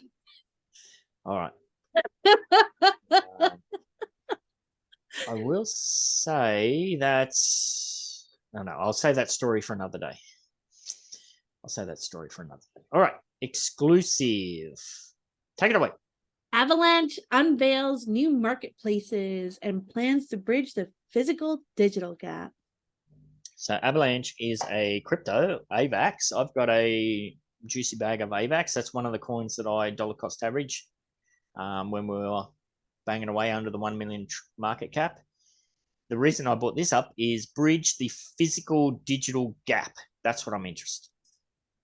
So like everybody says that, but it's exactly like anyone could do it. Like there's not like why is it hard to do that? Well, you got a prime example there right to your left, I believe. If you wanted to spread that again. The coffee. Yeah, the coffee thing. But like my thing. That's a prime example. Anybody can do this. And can't you can buy that in UpX. The UpX you generated with your Upland NFTs. So that's a bridge, right? I don't know if this is the same thing. Oh, are there? I know there's one of those coffee. Maybe I'm getting my coffee Upland coffee. I did too. I was confused as well. I didn't know if it was the same thing or not. But yeah, you're right. But like people are like people are putting out articles like this is a new and innovative thing when people like Metaverse or Buck and others are doing it already. They're already doing it. Yeah. Yeah. All right. So let's see what they say. Things have been getting interesting on Avalanche, AVAX as of late. While NFT trading efforts have largely been corralled to Ethereum, Solana, Tezos, and Bitcoin over the past year, the burgeoning proof-of-stake blockchain network has made strides in the NFT space with significant developments. Web3 first got a glimpse into what was transpiring on AVAX with the announcement of Avasense, a new initiative created to incubate the next generation of digital artists. My God, they go crazy with these terms, don't they? That's quite a name. At the beginning of May, the full scope of the Avasense Artists in Residence, oh my goodness, program grants was announced, revealing a roster of 75 prominent rising artists, including blah, blah, blah, blah, blah. All right. Well, this sounds like Hug for the... Yes. Yeah. There's no shortage of these. NFT artists being promoted, blah, blah, blah, blah, blah. Where do we get to the meat here? Coming soon to Avalanche. Piggybacking off the hype surrounding Avasense, a variety of new Avalanche partnerships have been revealed in parallel. Notably, the established art powerhouse Superchief Gallery is gearing up to launch its own unique NFT marketplace. Well, that's just more of the same. Yeah. Where's the bridge? Where's the bridge? It's in London. And it's falling down. That's just all fluff. What's next? Rounding out its new catalogue of collaborative endeavours, Avalanche has also formed a partnership with Legitimate, a company specialising in merging physical and digital experiences through its Figital. What are they doing? Digital. What are they doing, Cheese? Digital. They're trying to be too clever. They are. This is a very... Yeah, so they've taken the words physical and digital, smashed them together to create Figital infrastructure. The collaboration aims to synchronize ownership between physical products and their corresponding digital identities on-chain through Legitimate's locked NFTs protocol. We've talked about this ad nauseum through the history of this show. You know, you buy an NFT, you get some kind of kickback for the reward in real life. You buy an item in real life, you scan a QR code or whatever, and you get the NFT version.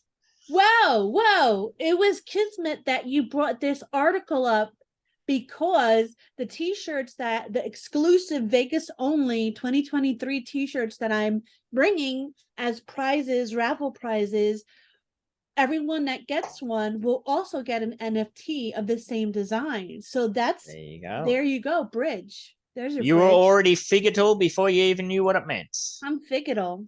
So yes, if you are heading to Genesis Week, make sure you take a moment out of your day to go and find Morecheeese and have a chat and get yourself some swag. Swag, yeah. Get some swag in your bag. Yes.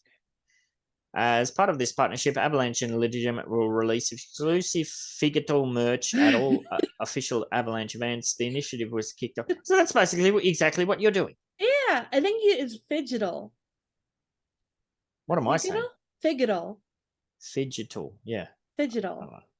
I'm getting tongue twisted. Yeah, this has been done. Like Avalanche is kind of making it seem like they're the pioneers. Yeah, no. Yeah, all right. no. Well, that was a bit of a. But it was a good article because it made me talk about, the t-shirts for Vegas Genesis Week. So we've got a new term. Go and get Figital with the cheeses all. All right, next one. Now, I bring this one up. Meme coins flood the crypto market. Here's how they're affecting NFTs. Yes, there's just a relentless barrage of these at the moment. Meme coins, sometimes known as shit coins, not sometimes. Who wrote this article already? Who wrote this? Dominic Kimani. Well done, Dom. Well done.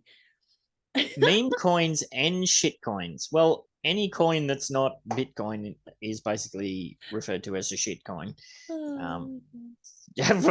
Crypto tokens based on some internet memes. These tokens do not have any inherent value or utility. They are cheaply built on top of existing algorithms and protocols, and their rise to prominence or mainstream trades rides solely on them being backed by influential people and current trends.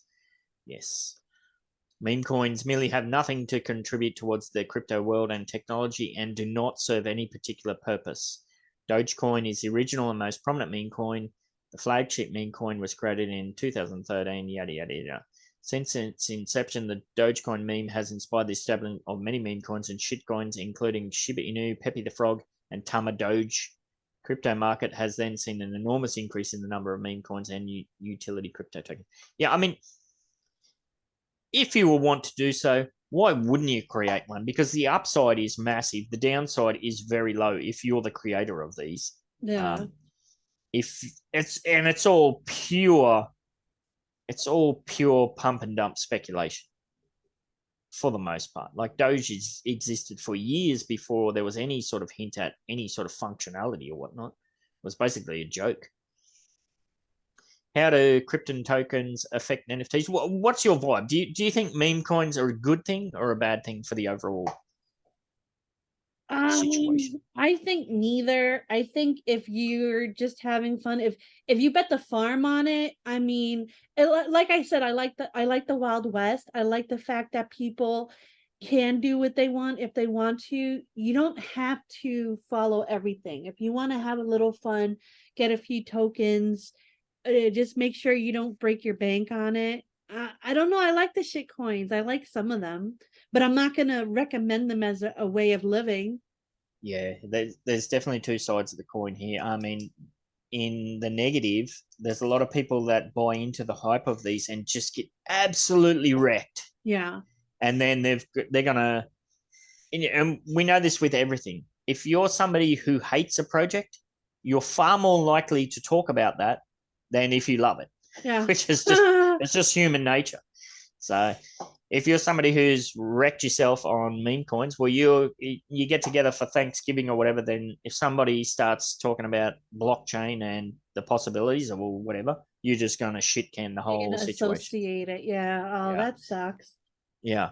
But on the positive, I guess one of the positives is it burns those people out pretty quickly. If that's all they're chasing, they're going to fucking burn out and get out of it pretty quick. No. Other than that, I don't really see much top side to it. Butters don't burn out. They just keep going. Like I've seen futters talk so much crap, and then the next event in Upland, it's like, oh, look at what I bought. I'm like, what the fuck? You just said you were leaving. Yeah. You see that What? all the time. Yeah. They're not leaving. They just want to announce that they're leaving. Yes. I mean, there are opportunities here. You can make, there's people that have become millionaires off the back of this, but it's a fucking risky game. Yeah, of course. Yeah. I don't know. So, yeah, I would think overall it's probably heavily weighted to the negative. Yeah, I don't like the idea myself personally, but we'll wait and see. So I just thought that was a funny one to touch on. All right, 2 more to go.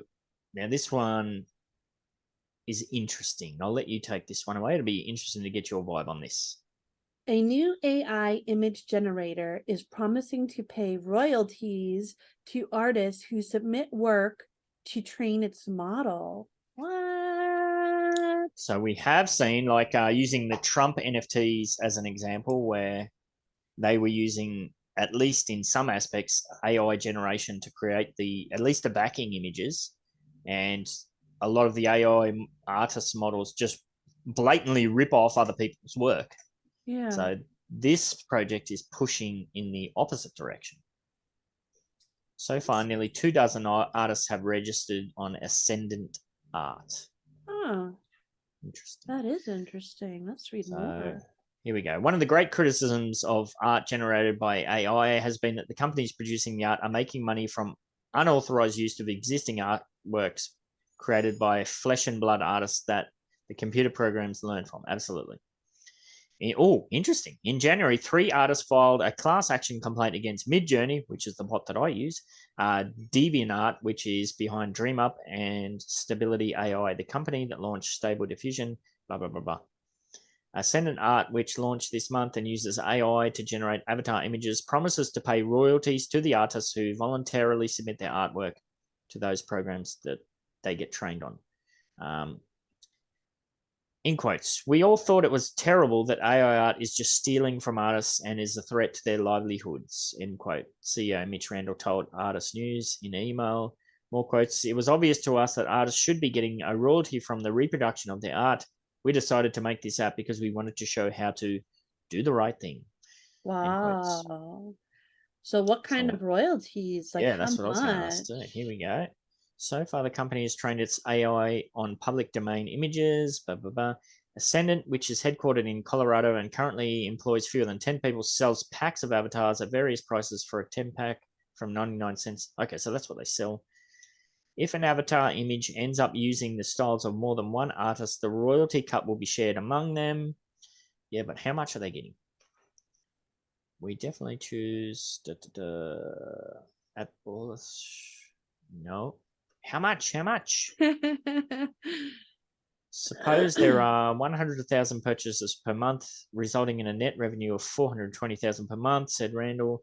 Assuming we have 24 registered artists, and on average, each artist would receive $4,375. Whoa. So why they got to make us do math? Whoa. That's not math. That's each 4,375 per month. Oh, I just wondered what the percentage was. 420. Oh, 420. Somebody can probably do it in their head, not me. Divided by 24 equals 17,500. Okay, 4,375 divided by 17,500 equals 25%. Wow. That's pretty good. Yeah. This is not like Spotify. The royalty percentage we have baked in is huge by comparison. Absolutely. At one time, one of our competitors was making 8 million per day revenue. Interesting. What? Interesting. So, wow. Yeah, 25% that's ain't no joke. After we finish recording, I'm going to submit some of my art. Yeah, it seems very avatar profile focused, but I imagine this is just the start. So yeah, if you're an artist out there, it's definitely worth something looking into for sure. Wow, that's pretty cool. Yes. I All right, wonder and how last many one. people tried to submit AI art to this AI thing. Oh, You can't. You can't. oh, that's hilarious. I'm sure they'll know, though. I'm sure they'll know. They have ways of knowing. Yeah. Well, AI generated art has a vibe to it. I mean, yeah, interesting though. Yeah, wow. All right. All right, one more to touch on. As I always say, if you're stuck with us this long, congratulations and well done to you. Now, the reason I bring this up is because we still use Zoom, as we were talking about old tech or whatever, we still use Zoom for all of our recordings. And here it says, Zoom aims to supercharge productivity with Claude LLM and a federated approach to AI. Oh, wow. So AI being used in the same sentence as Zoom certainly piques my interest. Take it away. Give me a break so I can have a drink of water, please. It's nearly impossible to see any recent tech news that doesn't somehow involve AI. According to Statista, the term AI, excluding when it was part of a company name like OpenAI, was collectively mentioned nearly 200 times by Alphabet, Meta, Microsoft, Amazon, and Apple in recent earnings calls. That number is up drastically from fewer than 40 mentions in the same period last year. Whether it's to boost street cred, Wall Street, that is, looking at you, Zuck, or serve customers' needs, the generative AI guy frenzy that started with Microsoft's ChatGPT Copilot announcement has sparked a tech news bonanza. I'm glad you pronounced that because I would have pronounced that gay. Guy. G-A-I. Guy. Hey, Guy. Zoom has its own recent Guy news, introducing partnerships with AI companies to integrate Guy into its communications platform offerings. Interesting. This week, Zoom announced a new collaboration with Anthropic, an AI safety research company. Oh, that's good. That also builds AI models to bring Anthropic's Claude large language model LLM chatbot to the Zoom contact center portfolio. What the fuck does that Is that all it's sentence going to be used for? What does that mean?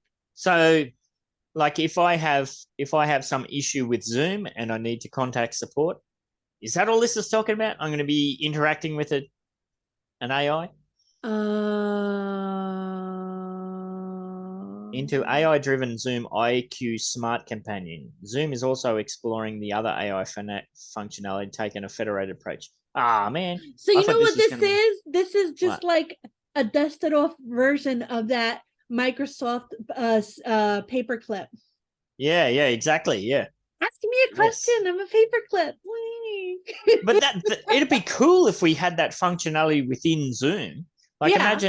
imagine we're in the chat, right? And we come up like that quantum computing. I couldn't think of it. And we could say, I don't know, hey Zoomy, what's that thing that is going to revolutionize computer technology? And it does the, Well, how I voice back. posted it is I said, what's better than a supercomputer? Yeah. Yeah. So we could just do that verbally by an AI prompt within Zoom. That'd be cool. But if this is just customer support based, yawn. Yeah, it's just a paperclip. All right, let's see. I'll examine how things matter to employees in contact centers and beyond. Yeah, boo. Boo. Zooming in on a federated approach. I mean, all of those call centers many of them are gonna be replaced by AI bots. Oh, I like her necklace, the lady on the right with the guy with the glasses. Oh my god, you're screwed. I think it's beaded. I think it's a beaded necklace. Yes. All right. Well, that was a bit of a fob. Maybe going back to the medical side of things. I did see. Maybe I heard it or saw it. I forget. But you're talking about consultations with GPs and this, that, and the other thing. There is now situations where people have used ChatGPT 4, I believe, to get a better diagnosis of their condition than several medical practitioners they went to. Oh, like a freaking WebMD, WebMD. they've been to a doctor, right? The doctor's done all these tests and said, I think you have blah, blah, blah. You need this medication. It hasn't really worked, so they've gone for a second opinion to another doctor. It hasn't really worked. They've gone to ChatGPT, put in their prompts for their history, and it said, you have this. It should be treated like this. They followed that steps, and suddenly they're cured or whatever. Their condition has been remedied. That's fucking amazing. Yeah. Like, you will die in 20 days. Imagine if ChatGPT says that to you. That's crazy. Yeah. I mean, we're talking about how get in the bathtub right now. Get in the bath. I gotta go to the back. Before you leak your orifice fluids on the cat's carpet. Yeah. I'm gonna show you my foot afterwards. It's pretty nasty. Nice. Yeah. So I wonder, we talk about how AI is going to disrupt so many industries and replace so many jobs. Could the local doctor be replaced? No. But I mean, there's crazy. A lot of paranoid tinfoil hat people out there that... Yeah, I don't know, Cheese. I mean, you think about it. If you have some kind of condition, what do? You go to the doctor, you tell him your symptoms. He may check your temperature. He may not. He may check your blood pressure. He may not, or she may not. And then they give you the prescription and off you go. There's no reason that can't be done by a bot with the same, that has vastly more knowledge, that's updated, hourly, daily. Like some of these doctors, they studied their doctoring stuff 20, 30 years ago. So I don't know. I think this is, especially, now where you can take photos of things, if the AI is able to analyze photos in relation to what you've submitted for your symptoms or whatever, man, I think it's just a whole avenue that I hadn't really thought about until, the last couple of days. I mean, with overpopulation and like, if the US ever adapts free healthcare, it would be a good addition to the already crowded medical industry, but I don't see that happening anytime soon. Maybe in countries where there is free healthcare, like Canada can use it, the UK can use it, most European countries. It would make things a lot easier for stuff like that. Especially like in Australia, like I said, where I've outlined that system that we have, which is fairly digitized already. It's just got that last step that involves face-to-face or whatever. Yeah. So, yeah, it's interesting. I mean, you're never going to get your bloody appendix taken out by a AI bot, or maybe a robot in the future. A robot, yeah. Who knows? But, yeah, that kind of stuff is very much science fiction. But as far as talking to a doctor to get a prescription for, like, routine medicine, like if you're an asthmatic or something like that, or, I could easily see that being replaced by technology. So yes, an interesting one. Yes. All right. On that bizarre note, we're done. This was fun. Wow. Did we really talk for this much? I think we kicked off a bit late, but yeah, it was definitely a gas bag session. Yeah. So as I always say, if you stuck with us this long, well done. Thanks, guys. Yes. Well, all right. You gotta put them out of their miseries then. Right. Have a good weekend and stay fresh, you cheesy bags. Go ahead, get your pinky up. Talk wine and cheese, motherfucker. Go ahead, get your pinky up. Go ahead, get your pinky up. Go ahead, get your pinky up. Talk wine and cheese, motherfucker. Go ahead, get your pinky up. Go ahead, get your pinky up. Empire, samurai, riding on a dingo, flying through the sky. Cheese in the house, get off your drive. Hit you with the hairbrush, hit you with the knife. Evil empire, samurai, riding on a dingo, flying through the sky.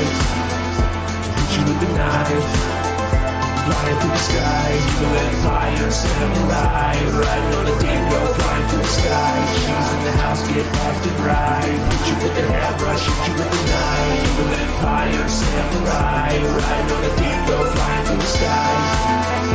Hit you with the knife, flying through the sky. Time for wine and cheese. Wine and cheese. Time for wine and cheese. Wine and cheese. Time for wine and cheese. Wine and cheese. Time for wine and cheese. Wine and cheese. Time for wine and cheese. Are you looking for some of that quality outdoor decor? But you got no freaking idea where to go? Oh, come on over to Samurai Aquatics and Decor for all your outdoor decor needs. Got yourself an empty plot of boring virtual real estate in the Metaverse, do you? Yeah, just delete that. I'm still not ready, sorry. Got yourself an empty plot of boring virtual real estate in the Metaverse, do you? Or maybe some kind of crappy ramshackle building that, I don't know, needs a bit of extra spunk to it or something. And stop mucking about and get yourself over to Samurai Aquatics Discord to see all our available stock. We've got loads of different decor to spend your pretend money on. We got saunas to fire you up, and ice baths to chew you the fudge out. Literally, stock coming out of our ears. Grills, swings, seating, and more. So much more. And if we don't got it, give us a buzz, and we could probably make it. Get yourself on over to Samurai Aquatics at 30 Aqua Vista Way in Midtown Terrace, San Francisco, lickety split, and gorge yourself on outdoor decor.